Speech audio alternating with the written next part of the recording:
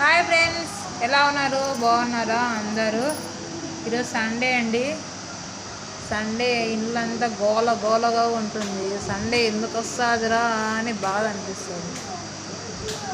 చూడండి, పిల్లలు ఇంట్లో ఉంటారు, పనే కాదు అస్సలు. బట్టలన్నీ ఉతికేసి వచ్చాను. ఇప్పుడు మా ఆయన చికెన్ తీసుకొచ్చారనమాట. చికెన్ చేస్తున్నాను. కాయగూరలు ఈరోజే వస్తాయి అన్నమాట, సండే రోజే. ఇవన్నీ సర్దుకోవాలంటే ఎంత టైం పడుతుందని. సండే అంటే కొంచెంగా రెస్ట్ అనేదే ఉండదు. ఇదండి, అందరి ఇళ్ళలో ఇలాగే ఉంటుందా? మా ఇంట్లోనే ఇలా ఉంటుందండి. నాకు కామెంట్ చేయండి ఫ్రెండ్స్. చూడండి ఎంత గోలగోలగా ఉందో. మా చిన్నబ్బాయి టీవీ పెట్టుకొని బొమ్మలతో ఆడుకుంటున్నాడు.